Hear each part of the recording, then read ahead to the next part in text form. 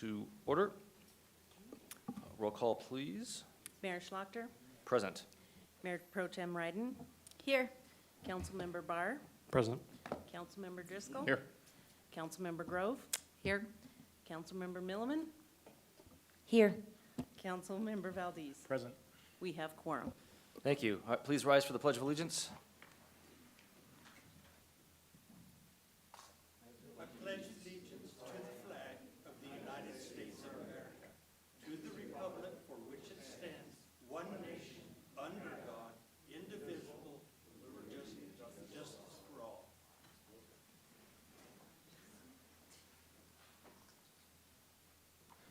All right, next item on the agenda is the approval of the agenda. Council's had a chance to review it. Any changes? Seeing none, the agenda is approved. All right, next item is comments and reports. Interim city manager, do you have a report for us? I do have about 35 minutes prepared. I know you guys were expecting it. No, I don't really have a report. I do have one thing that just came in right before I came into this meeting, and it's more just a public awareness thing. We're getting reports that some individual is calling citizens and pretending to be a Littleton police detective and telling them one of the latest scams are about there's a warrant for your arrest and please send $1,000 in Walmart gift cards so we can vacate that warrant. We don't do that ever. So if anybody's getting a call, that's a scam. We very rarely ask for gift cards for payment for anything, like ever. So don't fall for that one. That's all I have. Thank you, good to know. City Attorney? Yeah, just briefly. So on the 19th, City Council had an opportunity to meet with finalists for our vacant city manager position. At that time, they gave direction to staff to begin negotiations with preferred applicant. I can tell you, as of tonight, I believe we're in a good situation, and so I anticipate council taking formal action next Tuesday. So that's all I have. Thank you. Thank you. Councilmember Driscoll? Yeah, on May 23rd, I attended the ACC Paramedic Education Program. We meet twice a year, and Dennis Eggerly and his crew do a great job of updating us as to what's going on with the program. I got a chance to say hi to Dr. Stephanie Fuji again, who is the new president over there. And for anybody listening on this program or anybody so inclined in this setting to check out the paramedic program. It's a very well done program. I'm always so impressed by what Dennis and his team do. So look into it, and I know they are also hiring a couple of positions too. So if you're looking for a career change, check it out. ACC. Thank you. Councilmember Milliman? I have two congratulations. One's to the Colorado Avalanche. So going to the Stanley Cup. I think it's been since the last time we updated our land use codes, about the same time, right? 40-something years? Wasn't that recent? Oh, was it? Anyway, congratulations to the Avs. And then congratulations to the Littleton Police Department. They are in compliance with President Biden's new executive order on advancing effective, accountable policing and criminal justice practices to enhance public trust and public safety. So thank you so much. Congratulations. Thank you. Councilmember Valdez? Yes, we had our meeting with South Suburban last week, and I just want to, and I had mentioned at that meeting that Kittring Park needed some maintenance done over there as far as tree trimming and some other fire hazard type stuff. And I just want to report that they have been over there doing some work. That is it. Thank you. Councilmember Barr? Just two quick updates. One, if you haven't seen the latest Littleton Public Schools announcement from Superintendent Brian Ewert, was sent out with regards to safety and security of our schools and our students. It was a really comprehensive list of everything that LPS does to keep our students safe. So obviously in light of recent events, it's probably worth, not for just parents, but everyone in the community to go check out what we are doing at LPS to keep our students safe. So I highly encourage you to go on the LPS website and check that out. Secondly, with regards to LPS, there are free lunches for some students qualifying over the summer. Again, check out the LPS website if you have a student in need and have food insecurity in your home or know of those that do. Secondly, the Next Generation Advisory Committee met this last Thursday. They have started working on their first priority item of their new appointments of their new session. We'll be looking at sustainability for the city. Now, that's a pretty broad term, but they're going to be starting by working with our Public Works Department and coming up with guidelines, parameters, hopefully in partnership with the city on what a sustainability committee for the city would look like and what are some of the parameters for what that committee would look into. So I was very happy to see them working, and hopefully in the next few months, they'll come out with their first technical memo advising what the city should be doing. And that's it. Thank you, Councilmember Grove. Yes, last week, the new board of South Suburban met with City Council. This is something that we do once a year. We talked a lot about communication and how best to work together, processes. We understand now we have a better understanding, hopefully, of their processes. And they are going to be updating their 5-year master plan, so the community will be able to give input on what the priorities are coming up. And then we are going to, right behind them, start updating our master plan starting this summer, and that will there'll be outreach to the community. We need lots of input on that to make sure our priorities are correct. We also talked about Hudson Gardens. There is some financial constraints because of the trouble of getting concerts here, and that's a big moneymaker for Hudson Gardens. So we are going to follow up with another meeting next month with the South Suburban Board and City Council to just dive in a little bit and talk more about Hudson Gardens going forward in the future. And then we set a cadence for our meetings upcoming where we will meet quarterly subcommittee meetings. And I am the liaison along with Kelly Milliman, and we will be having ongoing dialogues. One of the things they are going to do is have a Jackass Hill community outreach. And I think the date for that is June 14th, I'm not sure. Is that right? And at 5:30 at Jackass Hill, and the neighbors are invited, and anybody's invited to give input on that piece of property on that park. As you remember, during COVID especially, we found out that people were using it quite a bit because they couldn't get out of the house, and it was one place that they could go watch the sunset. And some of the park users were not being very courteous to the neighbors, throwing garbage, coming late, yelling, screaming, and then it really came to a head with some fireworks that set off a fire. And that was a real safety issue because that could have led to houses being burned and problems in the community. So now there's signs up, things are getting better. It's still not quite summertime, but as I understand, the officers are being very responsive as people to come over and explain to people the rules of the park. Thank you. Thank you, Mayor Pro Tem. No report today, Mayor. All right, I just got a few things. First of all, to piggyback off of City Attorney's comments about the new city manager, I know we are all eager for Jim Becklenberg to begin July 6th here, which hopefully after action next week we can start that. I know it's been announced and it's been out in the Littleton report, so council's eager to move on. I know the interim city manager is also eager to get started there. Next, I just want to remind council that the Boards and Commissions dinner is this Wednesday, which I believe is tomorrow, on June 8th, Museum. Also, another event on this Saturday, June 11th, is the Town Hall Arts Center Gala downtown, so that should be a fun thing for people to check out. A little bit about South Suburban. On my morning run this morning, I happened to run through Stern Park and noticed that they were doing a summer theater park tour this morning. And so I went back and watched a little 30-minute play put on by students for their little summer program that they had there. And they're doing a bunch of shows the rest of the week at various other parks throughout the whole South Suburban Parks and Rec District. So that was a fun little thing, so a little shout out for them to see that. That was my daughter really enjoyed that. I attended the Metro Mayor's Caucus meeting with a few mayors and some of the RTD board members and the director to talk about the No Fair Month for RTD, which is coming up in August. And so we'll try to, they wanted to have representation from communities that are on RTD lines, especially on N lines for light rail and things like that. So have to talk with staff, kind of figure out what Littleton can do to join with that and get the word about that. But that should be a good program for RTD this August with no fares.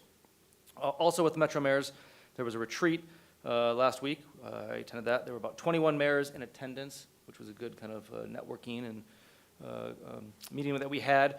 The focus on the retreat was on non-market rate housing. And we had a presentation on a bill that was just passed, Senate Bill 232, which is about a middle income loan authority.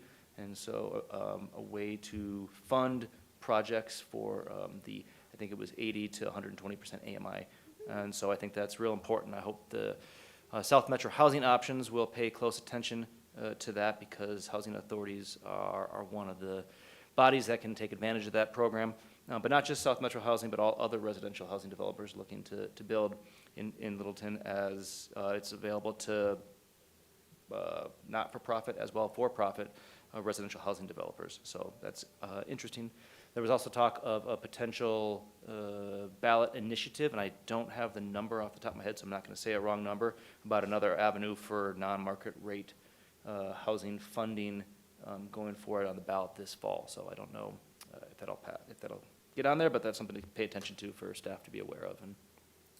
And then finally, I am pleased to announce that Littleton was awarded one of the 5 honorable mentions for small cities at the 16th Mayor's Climate Protection Awards that was announced at the U.S. Conference of Mayors annual meeting in Reno last week.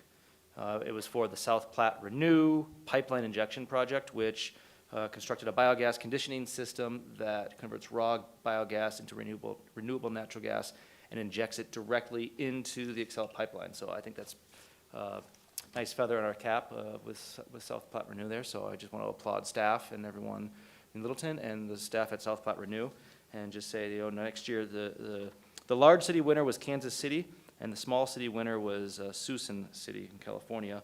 And just give a shout out to Denver. They were one of the honorable mentions for the large cities here. But there were only 5 honorable mentions for a large city and 5 honorable mentions for small cities. So that's something to be proud of. And that is all I have. Next on the agenda, item 5 is citizens' appearances, of which we have none scheduled. Number 6 on the agenda is proclamations. I have one proclamation to read tonight. It's proclamation, City of Littleton, Colorado, proclaiming June 2022 Pride Month in the City of Littleton.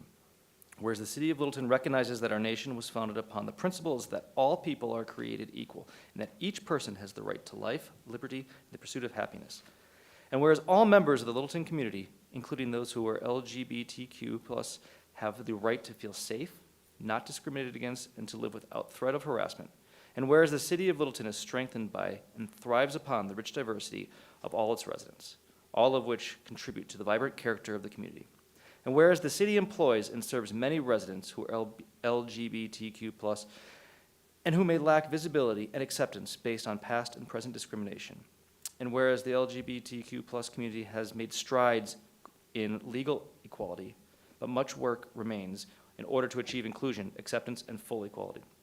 And whereas for more than 3 decades, Pride Month has been recognized in Colorado and in the United States to commemorate the Stonewall riots in 1969 and to affirm the dignity, equality, and contributions of the LGBTQ+ individuals.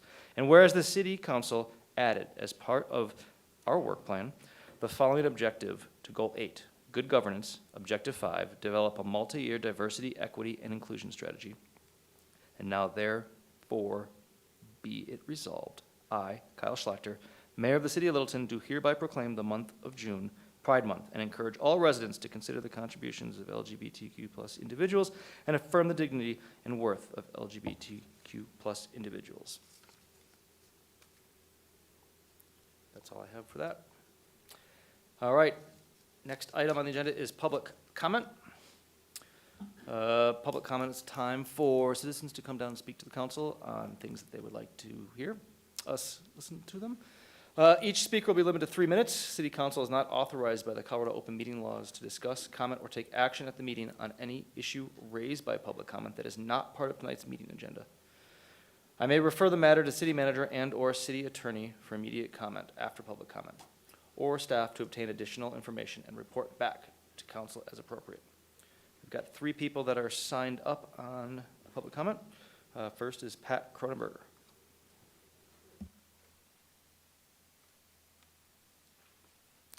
Good evening, Mayor and members of the Littleton City Council. I'm Pat Cronenberger. I live in District 2.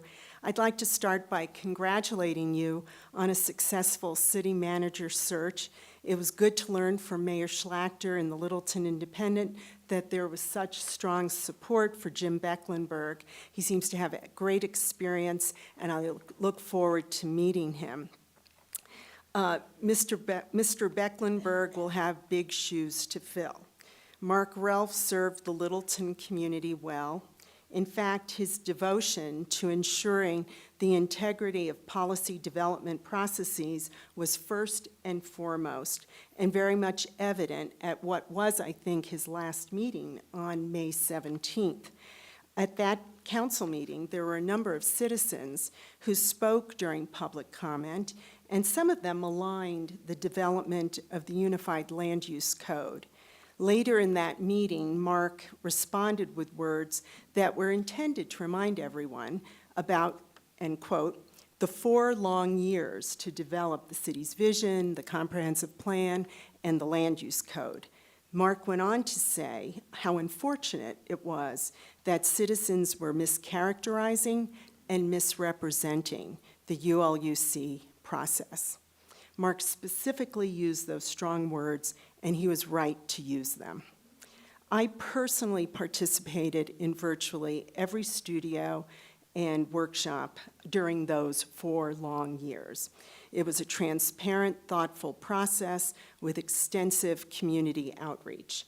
I was amazed at the end of many of the sessions when Littleton staff, despite all that was on their plate, offered to meet with citizens one-on-one about the ULUC and to explain anything that people did not understand. In addition, at the May 17th meeting, some citizens complained that inclusionary housing wasn't made part of the ULUC.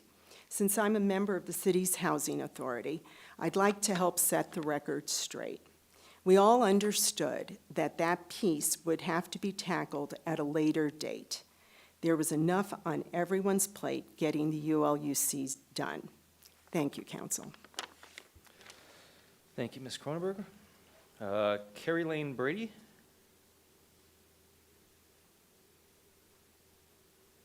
Is there a Carrie Lane Brady here? Oh, there we- My name is Carrie Lane Brady. Could you please come up to the microphone? Thank you. My name is Carrie Lane Brady. A little closer, please. My name is Carrie Lane Brady. I'm a Colorado native, born Fort Collins. I'm a graduate of Colorado School of Mines, Bachelor of Master's degrees in engineering with clear understanding of mathematics, energy, economics, and budgets. Littleton resident of District 2 and homeowner many years. Retired and retirement focused. I'm beginning a journey. This journey will evaluate the thinking, the analytical skills, and the application of knowledge by our Littleton city government. Littleton's $49.7 million 2022 budget is recognized by the City Council as the most challenging budget ever. The City Council recognized Littleton as one of thousands of cities across the country grappling with the revenue loss that hit in 2020. You have no idea of how wrong your forecasting methods are that project revenue. This is evidenced everywhere. The fact that the original budget, effective less than 7 months, requires 5 amendments is very disturbing. The proposed amendment requests additional money out of my pocket. Why is this request necessary since it has only been 7 months into 2022 government operations? This proposed amendment, adding to the previous amendments, is now stretching the budget to $103,480,604. This is more than 20 times the original budget. The forecasting of revenues from taxpayers is very irresponsible. June 13, Trail Park. June 15, Kettering Park. The questions I will have: how can you state that the quadrant roadway concept is a proven effective solution when it has never been tried in Colorado? How does a new traffic signal within the project description enhance the living quality of my neighbors in Aberdeen Village?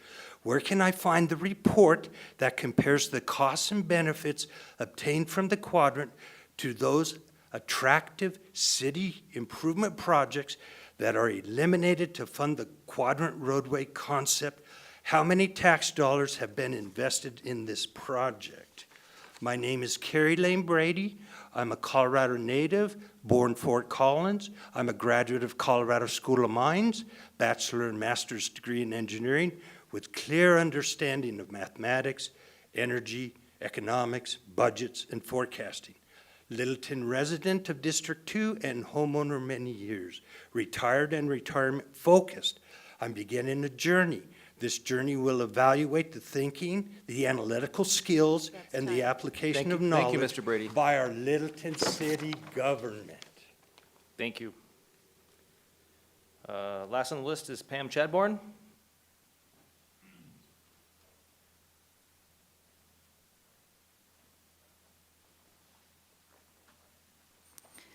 Good evening, Council. I live in District 1, a block and a half from here. So first, maybe uncharacteristically, I appreciate your service. Thank you for all the time you spend, and your reports show that it's not just the time here or preparing for this, but all the other meetings that you go to, the events you attend, the people you talk to. Thank you for your service. Next, I'm going to respond to Ms. Cronenberger's remarks. I go to the South Metro Housing Option meetings. The ULUC was a completely artificial deadline. It was driven by nothing except getting in before the council election. You can't pass a good land use code without describing and limiting and requiring quotas for the essentials and the consumables. Land is a consumable. They're not making any more. If you replace, and so far, the city has replaced office and retail uses with residential over and over and over, acres and acres and acres. Thousands of housing units, 4-story stacks that are not accessible near light rail, and none of it affordable. None. Council, this is a disgrace. It is a failure. You are making the future city worse than it is now and ungovernable, perhaps. You need data about this. What Mark Rolfe said about the models is untrue. As far as I was at the meetings, I didn't hear the reports of those models. So, burden's on you, Council. This code does not provide even the minimum protection for the future city that we need. It's got to be fixed. Amen. Second, I want to talk about the IGA with Denver for road maintenance. I just want to say a map would have been nice. I really thank Brent. He's always helped answer my questions, but I would have appreciated a map in there for the Goddard neighborhood. Second, May 17th minutes. The public is not served by these brief names and topic without our stances. Our action is our stance. We come here to tell you what we think about a topic, and that should be in the minutes. I'm going to complain that NextGen and Transportation Mobility Board have gone to action minutes. This is totally invalid. There is no public record of those meetings. There's no audio, there's no video. Illegal. So the minutes... Could the audience please remain quiet? So the minutes should record our stances at least. Finally, I want to talk about Ordinance 11, the annual appropriation bills. I don't think we need the money for a senior attorney for land use. The new ULUC is indefensible. We need a real city planner on permanent staff who will rewrite the ULUC and fix the zoning map and develop planning tools to do that, which don't exist now. And after you fix the code and the map, that planner will be on staff to evaluate public examination and review of requests for exemptions to it. That's what we need. We have limited capacity in Littleton. You always listened to Mark That's Ralph time. when he talked about capacity. Listen to us. Thanks. Thank you, Pam. There's no one else signed up. Would anybody else like to come speak? Frank?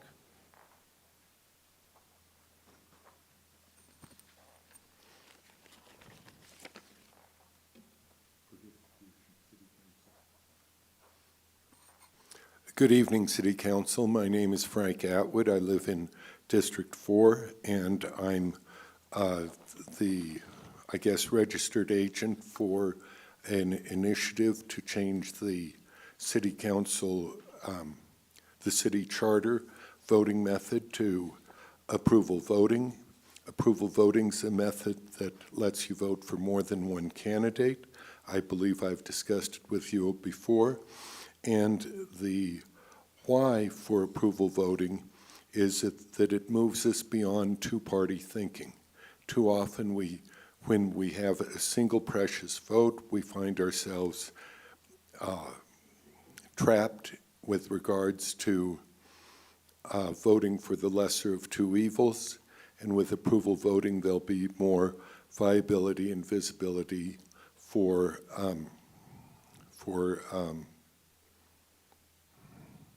third parties and alternative choices. Thank you. To the public, please see me if you're interested in signing the petition. Thank you. And also City Council and residents of City of Littleton. Thank you. Thank you, Mr. Atwood. Is there anybody else that would like to speak? All right, seeing none, we'll go on to item 8, which is the consent, or actually before that, does interim city manager or city attorney have a response to any public? City attorney? Yeah, I'm not sure where to take some of the comments, so I guess I'll defer until another time. I will say, for those persons that are interested in the continuing inclusionary housing discussion that our city council has been engaged in, that we will continue to do, that is currently set for August 9th, which is a study session in which Root Policy Group will be coming back to us to present some options in terms of how we can address or potentially address some of those situations in the future. That's all I have. All right, thank you. All right, item 8, consent agenda items. Consent agenda items can be adopted by a simple motion. All ordinances must be read by title prior to a vote on the motion. Any consent agenda item may be removed at the request of a council member. A, Ordinance 11, 2022, an ordinance on first reading amending Ordinance 27, Series 2021, known as the Annual Appropriation Bill for all municipal purposes of the City of Littleton, counties of Arapahoe, Douglas, and Jefferson, State of Colorado for the fiscal year beginning January 1st, 2022, and ending December 31st, 2022. Poll. Okay. B, Resolution 35, 2022, authorizing an intergovernmental agreement between the City of Littleton and the City of Centennial for a system-to-system communication project funding. C, Resolution 38, 2022, authorizing an intergovernmental agreement between the City of Littleton and the City and County of Denver for road maintenance, collaboration associated with citywide water main replacement projects. D, ID 22-117, motion to approve minutes of the May 17th, 2022 regular meeting. E, ID 22-119, motion to approve the minutes of the May 19th, 2022 special meeting. Mayor, I move to approve consent agenda items A, no? That was pulled. Oh, sorry, B, C, D, E. I'll second. Second. So you got a motion and a second to approve consent agenda items B through E. Who was second? Mayor Pro Tem.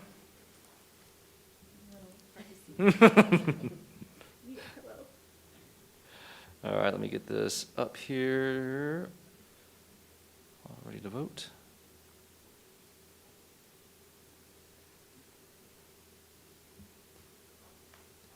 Councilmember Milliman?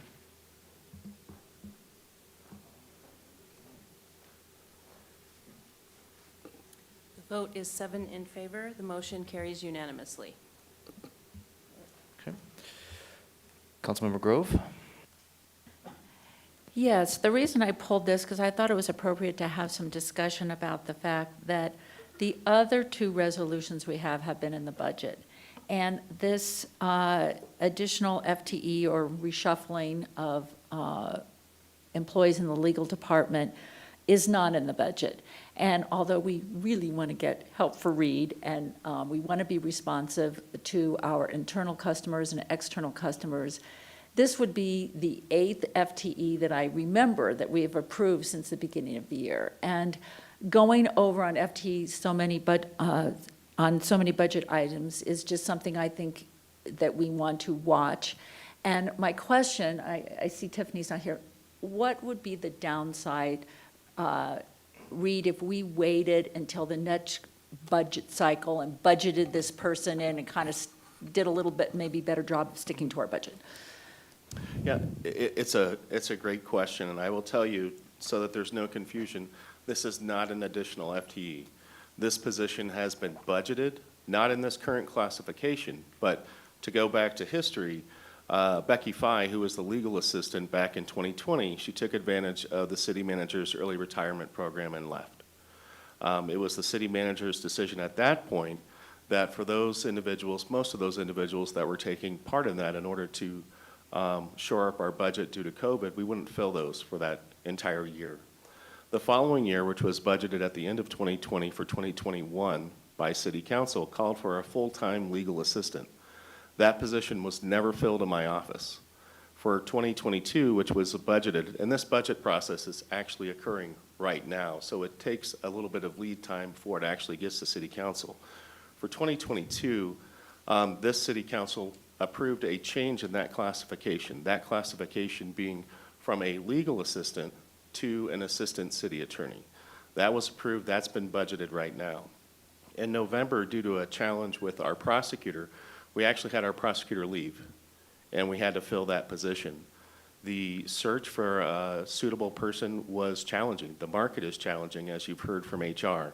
So what ended up happening is that money from the assistant city attorney position, which has been budgeted for 2022, was used to reclassify that position over at the municipal court, making that person a senior assistant attorney. So in essence, we've kind of cannibalized the FTE that we currently have. In my discussions with various city attorneys, deputy city attorneys around the Denver metro area, and certainly council is aware of the challenges as it relates to not only retaining folks, but actually hiring folks, it's pretty difficult to find someone with the expertise that I think we're looking for. And when I say we're looking for, I'm saying the city. And I don't mean to be construed, and I know the staff communication says that this person is going to be doing land use. They're not just going to be doing land use. I mean, there's been a ton of things that have changed since I started here 3 years ago. I have one attorney. I have one attorney to handle every one of these evening meetings. And there's not a lot of redundancy. So if I take a vacation, or if Ashley takes a vacation, we have no one to backfill it.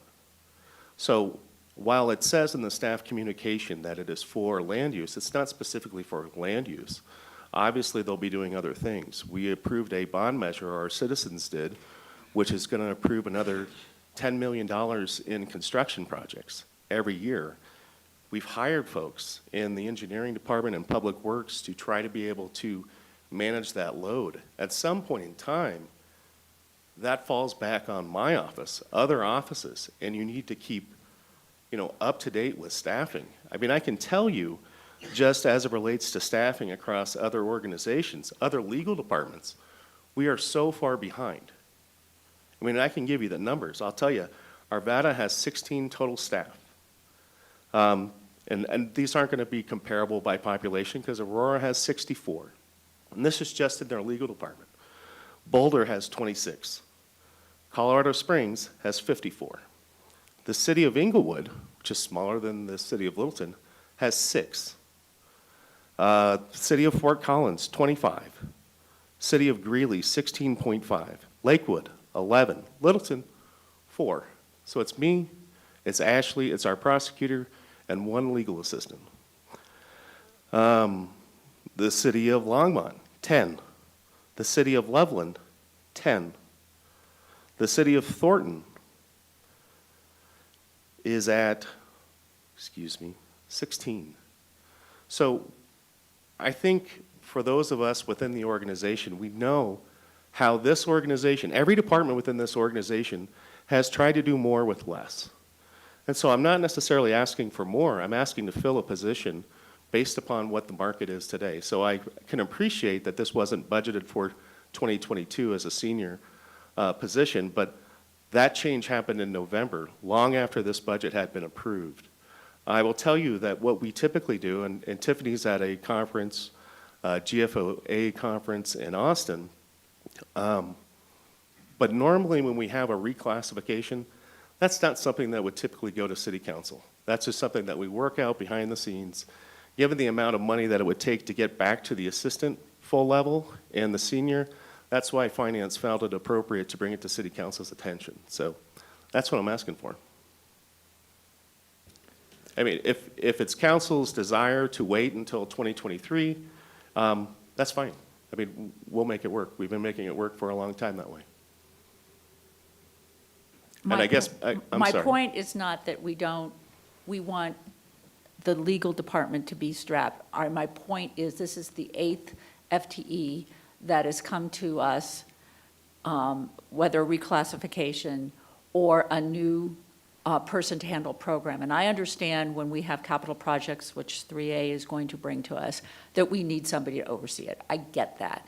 It's just we approved a lot. It's the 8th FTE. That's the issue. It's not that it's the legal department, and we're getting this in bits and pieces throughout the year, and I think we need to look at it from an overview viewpoint. I'm not advocating we vote against this. I'm advocating that we scrutinize these kind of budget increases, and we could not have prepared for COVID, and we had to do a lot of things. We all know that. But now we're in a position where I don't know, I just don't think we want to constantly have appropriations every month or whatever for new programs and FTEs without looking at it from an overview and a strategic point of view. That's my point. Are there any other questions? Can I comment real quick? Yeah, city manager. So council's aware, I understand it's the 8th FTE you've looked at. One thing to think of, and I think that you've all been party to this over the last several years, is staff in general has really held off on a lot of requests and done many, many things, as Reed said, with less staff. The police department, for example, it took me 9 years to get to full staffing in the police department. And then during COVID, we dropped 12 officers, like, quickly, which is huge when we have 89 sworn. We battled back, but it's a real challenge. And during that entire time, I'd venture to say, no one really experienced a loss in service from the PD. And I think the whole city's that way. And some of the things that we've seen through every department in the city is just pulling up your bootstraps and staying at work and getting to work and doing what you can with more. So now I think what you're seeing is, with a better economic forecast, you're seeing departments try to catch up on some things, expand on some things to provide additional services like the capital projects, things that we've talked about. And then ultimately, as we go into the 23 budget, where I'm a little concerned, just personally as the police chief, not as the interim city manager, but staff's kind of getting a message, don't ask for FTE coming into 23. So what I don't want to have happen is us just to, as staff, not even bring it to you. I mean, that's what the concern is amongst staff. Some of them are scared to bring FTE requests, as valid as they may be, because they're a little gun shy. Just be aware of that. That has a chilling effect kind of on what do we really need and what do we really ask for. And I don't want it to affect the vetting process, because the budget process is very valuable to all of us to weigh priorities and then put that in line with our asks. And then ultimately, it's your decision to move forward on that. But just so that there's an awareness, I want to make sure that everybody understands that's kind of what the staff's view is. Thank you. Are there any other questions? If not, can we have a motion on the item? I have a comment. Let's do that after a motion, so Okay. we can discuss it after a motion. Mayor, I move to approve consent agenda item A. Second? Second. We have a motion and a second to approve ordinance 11, 2022 on first reading, amending ordinance 27, series 2021, known as the annual appropriation bill for all municipal purposes for the city of Littleton, counties of Arapahoe, Douglas, and Jefferson, state of Colorado, for the fiscal year beginning January 1st, 2022, and ending December 31st, 2022, to set the second reading, public hearing on July 5th, 2022. For discussion, Councilmember Valdez. Yes, thank you, Mayor. I do support this, and I understand our legal department certainly needs more personnel. And our legal department used to be bigger at one time, years before you got here, it was much bigger. I've also been told, with our budget coming up, and I share your concerns, Councilmember Grove, about continually adding or almost growing. And with the budget coming up, if it's a true need, it needs to be justified and told. Just, I think as the city attorney just gave his good reason why he needs this additional allocation to go toward this particular job. I guess as we get going into budget, I don't think I've ever been into a budget situation where we haven't added staff, including last year. We had people furloughed, but I believe we kept paying people. We didn't really reduce a whole lot. We talk about how we made a lot of cuts, and we did make cuts. And now we're creeping back up again after 3A. We made cuts. It helped to justify the passing of 3A, and it did pass, thank goodness. My concern now going into our new budget is that we keep hearing we're flush with cash, we're flush with cash. So I don't want to see this budget going forward that we're going to have people, staff members, just throwing people in. Everything needs to be justified. Again, as the city manager just gave a good point of view. I think that's my point. So I do support supporting our attorney's office. Thank you. Any other comments, Mayor Pro Tem? I want to speak to Pam. Okay. One of the things I hear, and pretty consistently, is just you're very mindful of making sure that when we started this process, which I wasn't a part of last year, you guys did some priority-based budgeting, and there was a lot of strategy there, and now there's like some creep from what was initially happening last year. What would be helpful to you to help with like seeing it overall, where these new positions are fitting in, and like what could like staff prepare for you that would help you with the addition of these FTEs and how that's fitting into this like strategy? I mean, is there something that would be useful? I think it's just that we, like Jerry, I'm not against it.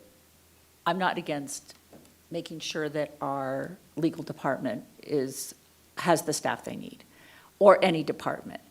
But I just think that we need to look at things strategically, and we've been kind of looking at in, one-offs, and that we just need to be part of the budget.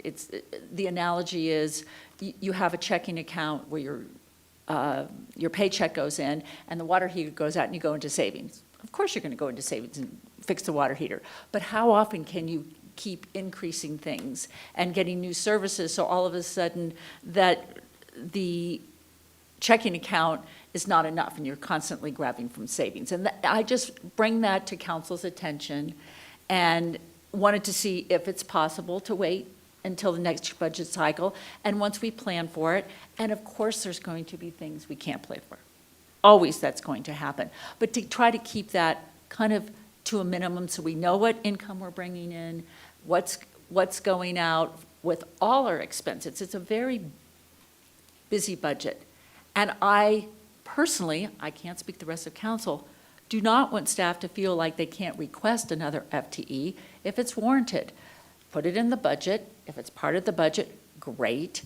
And then, but not 6 months later come and things are changed. And I realize this is a reclassification. It is not a new thing, and I realize what's going on in the job market, and it's very difficult. So I just want to make us thoughtful. That was the point in having a little bit of discussion about this, and before we just automatically approved it. Any other comments?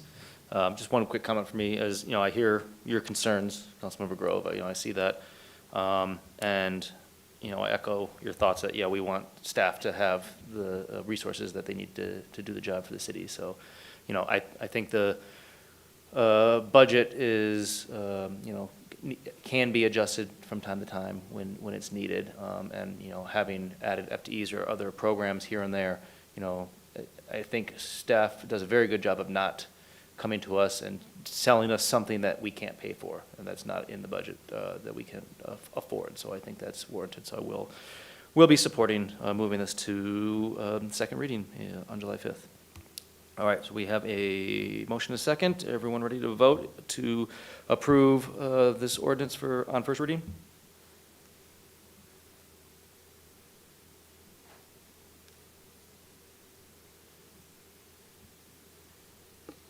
The vote is 7 in favor. The motion carries unanimously. Thank you. Next item, item 9, general business. We have none. Item 10, ordinances on second reading and public hearing. We have none. Leads us to adjournment. We are adjourned at 7:15.